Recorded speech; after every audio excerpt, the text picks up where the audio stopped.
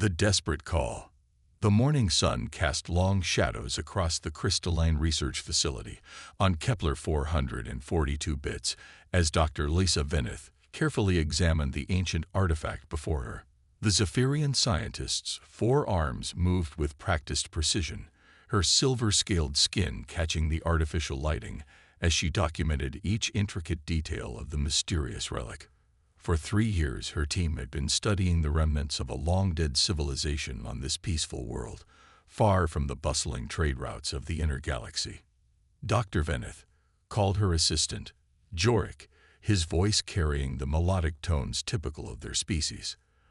The spectral analysis of artifact ZK-447 is complete. The energy readings are unlike anything we've encountered. Lisa's large, opalescent eyes widened with excitement. The Zephyrian Republic had sent their best xenorchaeology team to this remote planet specifically because of readings like these. Their peaceful civilization had always been driven by curiosity and the pursuit of knowledge, preferring to explore the mysteries of the universe rather than engage in the petty conflicts that plagued other species. Fascinating, she murmured, her primary arms recording data while her secondary arms gestured toward the artifact. The energy signature suggests technology that predates even the oldest known civilizations. This could revolutionize our understanding of galactic history. The research station hummed quietly around them, home to 47 Zephyrian scientists and their families. Children played in the habitat domes while their parents worked, creating a harmonious community dedicated to peaceful exploration. The planet itself was a paradise by most standards, with breathable atmosphere, abundant water, and no dangerous predators to speak of. That tranquility shattered without warning. Alarms screamed through the facility as massive shapes blotted out the sun above. Lisa rushed to the nearest viewport, her heart sinking as she recognized the brutal, angular designs of Korthak warships. The pirates were notorious throughout this sector of space, known for their ruthless raids on isolated colonies and research outposts. All hands to emergency stations, came the voice of Station Commander Thylix over the comm system. This is not a drill. Korthak raiders have entered our system. The first plasma bombardment struck the station's outer ring, sending shockwaves through the entire structure. Emergency lights bathed everything in harsh red illumination as the defensive shields sparked and fluctuated under the assault. Lisa grabbed Jorik's arm, pulling him toward the emergency communication center. "We need to send a distress signal," she said, her voice steady despite the terror coursing through her. The Zephyrians were not warriors. Their entire philosophy centered on peaceful coexistence and scientific advancement. They had no weapons capable of fighting off pirates, no military training to fall back on. Another bombardment rocked the station, and Lisa could hear the sound of atmosphere venting somewhere in the lower levels. Through the viewports, she could see smaller Korthak vessels landing near the colony domes where the families lived. The pirates were known for taking prisoners to sell in the Outer Rim slave markets. In the communication center, Commander Thylix worked frantically at the controls, his normally calm demeanor cracking under pressure. "I'm broadcasting on all emergency frequencies," he reported. "But the nearest Republic fleet is 8 days away, and civilian transports are even further." "What about the independent traders? Mercenary companies?" Jorik asked desperately. "Nothing in range with enough firepower to help us," Thylix replied, his voice hollow. "The Korthak brought a full raiding fleet. We're looking at least 12 warships." Lisa felt her hopes crumbling, but she refused to give up. Her people had survived for millennia through ingenuity and adaptation, not violence. There had to be something they could do. "Expand the broadcast range," she ordered. "Send the signal to unexplored sectors, remote systems, anywhere there might be someone listening. Include everything we know about Korthak tactics and our defensive capabilities. Maybe someone out there can help." As Thylix worked to boost the signal, Lisa composed the message that would change the fate of her people and potentially the entire galaxy. She spoke in standard galactic, the common trade language that most spacefaring species understood to some degree. This is Dr. Lisa Veneth of the Zephyrian Republic Research Station, Kepler 442 bits. We are a peaceful scientific mission under attack by Korthek pirates. 47 lives are at stake, including children. Our defensive capabilities are minimal. We need immediate assistance from any vessel capable of responding. We offer all our research data and technological innovations to anyone who can help us survive. Please, if anyone receives this message, we are running out of time. The message transmitted across space at faster than light speeds, propagating through subspace communication networks toward distant stars. Most of it would reach empty space or civilizations too far away to help. But somewhere in the void, someone would hear their plea. 3 star systems away, Captain Sarah Chen of the United Earth ship Thunderstrike was concluding a routine patrol when Lieutenant Rodriguez at the communications station suddenly straightened in his chair. "Captain, we're receiving a transmission on the emergency band," he reported. "It's not in any Earth language, but the universal translator is picking up distress markers." Sarah Chen was a compact woman with graying temples and eyes that had seen too much combat. At 52, she had served in the Earth Defense Force for over 3 decades, rising through the ranks during humanity's first tentative explorations beyond their solar system. The Thunderstrike was one of 3 heavy cruisers assigned to explore and secure the outer regions of human space. "Play it back, Rodriguez," she ordered, moving to stand behind his station. The translated message filled the bridge, and Sarah felt a familiar tightness in her chest. Throughout human history, distress calls had always stirred something primal in their species. The need to help, to protect, to stand against those who preyed on the innocent. "Captain," called Commander David Park from the tactical station. "I'm running the location through our star charts. Kepler 442 bits is approximately 6 hours away at maximum burn. It's outside our patrol sector." "What do we know about these Zephyrians?" Sarah asked. "Nothing in our databases, Mom," replied the intelligence officer, Lieutenant Ashley Kim. "This appears to be first contact with an unknown species. The message suggests they're non-combatants under attack by raiders." Sarah stared at the star map displaying the distant system. Humanity had encountered few alien species since achieving faster-than-light travel, and most contacts had been cautious, diplomatic affairs conducted in neutral space. This was different. This was someone crying for help in the darkness. "Sir," Rodriguez spoke up, "the signal is still transmitting. They're repeating the message every 30 seconds. Signal strength suggests their situation is deteriorating." The captain made her decision with the same instinct that had kept her alive through dozens of battles against pirates, hostile aliens, and worse. "Signal the Iron Wolf and Stormbreaker. All ships are to converge on these coordinates at maximum velocity. Combat readiness level 1. "Ma'am," Commander Park said carefully, "we don't know anything about the tactical situation. We could be jumping into a trap." Sarah's smile was predatory. "David, in my experience, pirates who attack science stations don't usually have the patience for elaborate traps. They want quick raids and easy profits. If these Korthak are half as dangerous as they sound, they won't be expecting company." As the 3 human warships accelerated toward the distant system, their crews prepared for battle with the efficiency born of constant training and hard experience. Humanity had learned warfare in the crucible of their own violent world, where survival meant adaptation, innovation, and the willingness to fight with everything they had. The Thunderstrike was a testament to human military engineering. Sleek but powerful, designed for both exploration and combat. Her weapons could glass a small moon, her shields could withstand sustained bombardment from multiple attackers, and her crew was trained to fight outnumbered and win.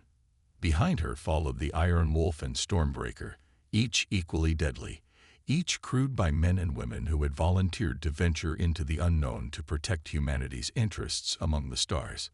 They were explorers and warriors both, carrying the hopes and determination of their species into the vast galaxy.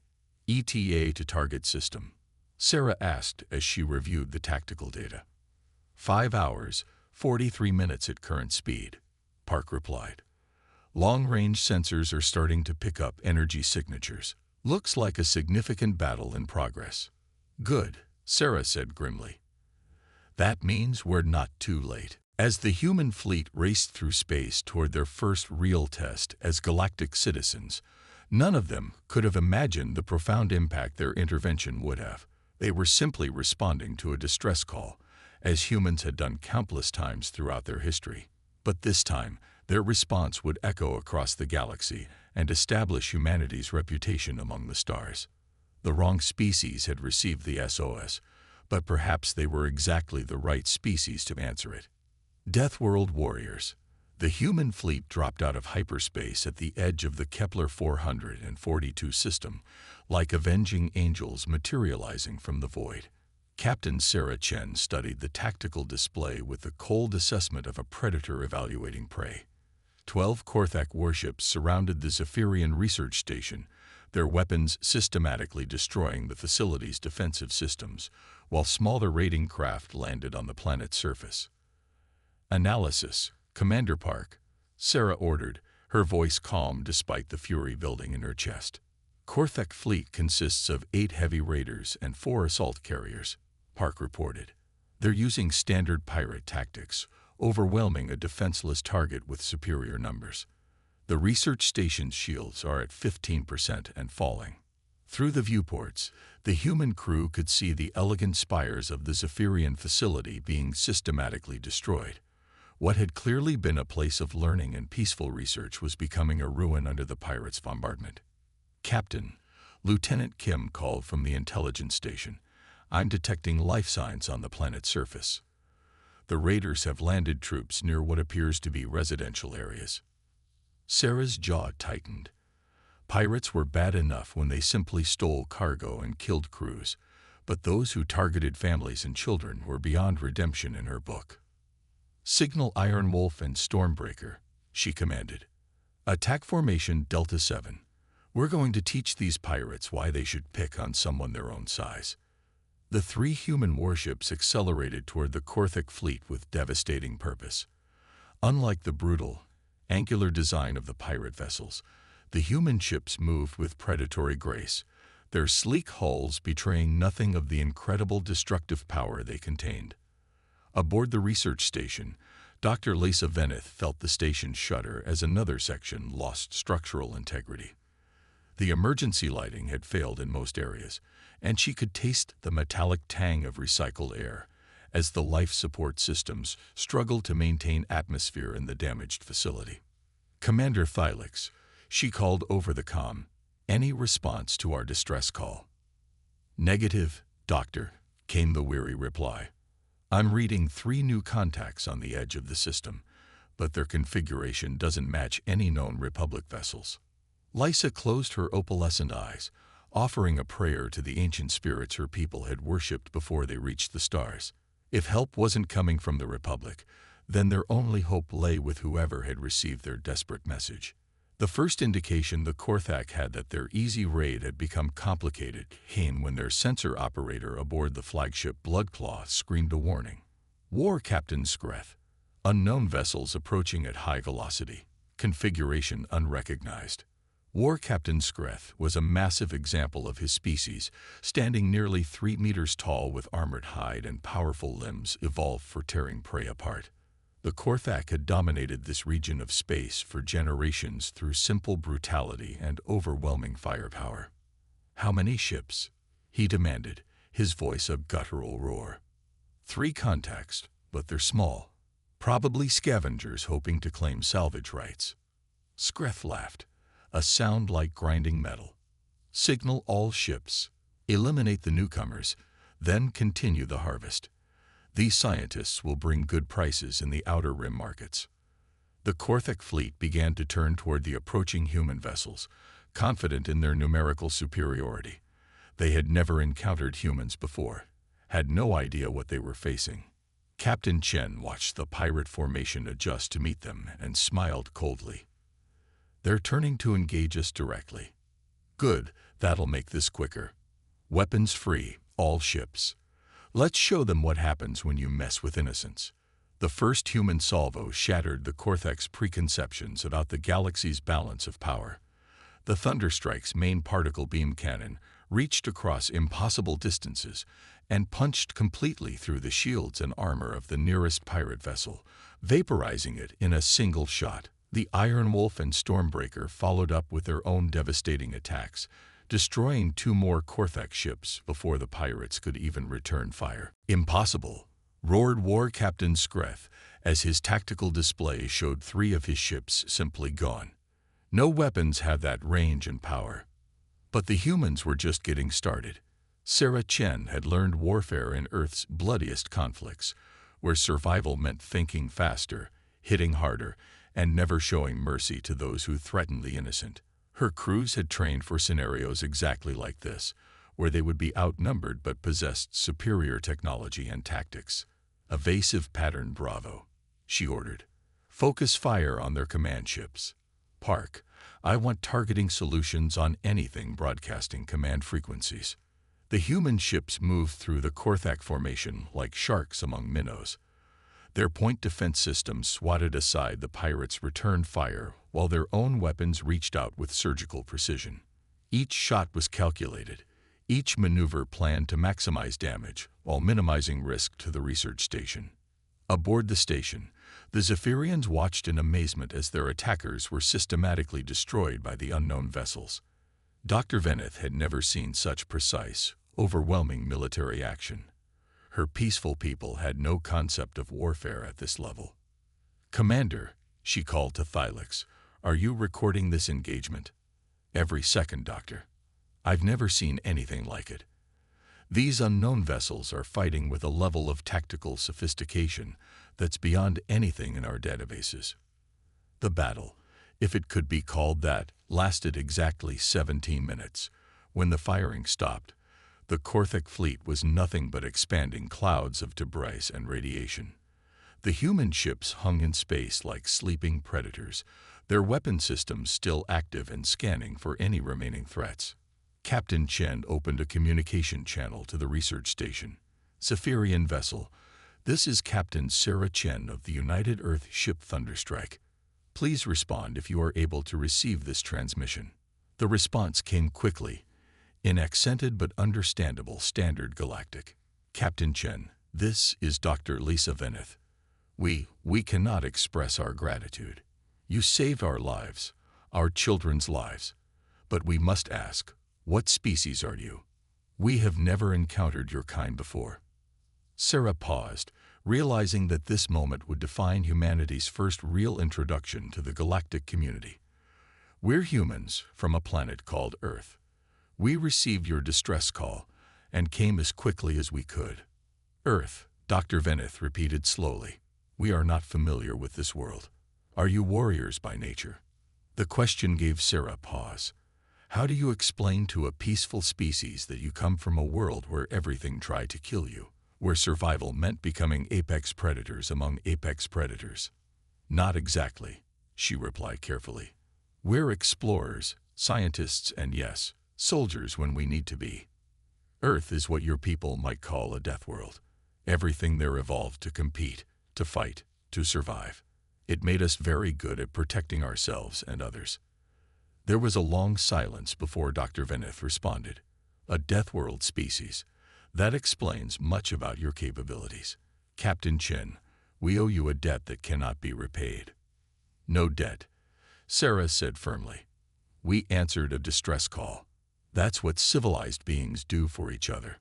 Over the following hours, as rescue shuttles transferred wounded Zephyrians to human medical facilities and engineers worked to stabilize the damaged research station, a remarkable exchange took place. Dr. Veneth found herself fascinated by these newcomers who could switch so seamlessly from devastating warriors to gentle healers.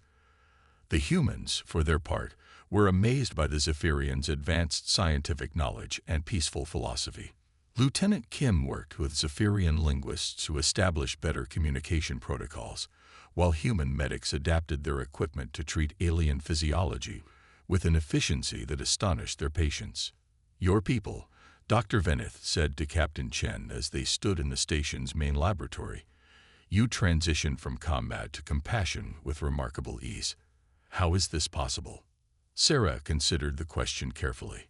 On Earth, we learned that the strongest predators are also the best protectors. We fight not because we enjoy violence, but because sometimes violence is the only way to protect what matters. Your people matter, Doctor. Your children, your research, your peaceful way of life. All of it matters. Word of the human intervention spread across subspace communication networks at the speed of light. Within days, every major civilization in the galaxy had heard the story of the unknown Deathworld species that had answered a distress call and single-handedly destroyed an entire Korthak raiding fleet. The Zephyrian Republic formally requested diplomatic contact with Earth, offering technological exchanges and mutual cooperation agreements. Other species began to take notice of this new player in galactic affairs, this species that could fight like demons but chose to use their power to protect the innocent. For Captain Chen and her crews, the mission had been simple: respond to a distress call and help those in need. They had no way of knowing that their actions would establish humanity's reputation as the galaxy's unlikely guardians, the Deathworld warriors who stood ready to protect the peaceful civilizations among the stars. As the human fleet prepared to escort the damaged research station back to Zephyrian space, Dr. Vinith transmitted one final message that would be remembered in diplomatic archives for generations to come. To the species of Earth, you were the wrong people to receive our distress call. We had hoped for a peaceful resolution, for negotiation and diplomacy. Instead, we received warriors from a world of violence and death, and yet you were exactly the right people to answer our plea. You have shown us that sometimes the galaxy needs its monsters to fight the real monsters in the dark. The wrong species had indeed received the SOS, but in saving the Zephyrians, humanity had found its place among the stars as protectors of the peaceful and guardians against the dark.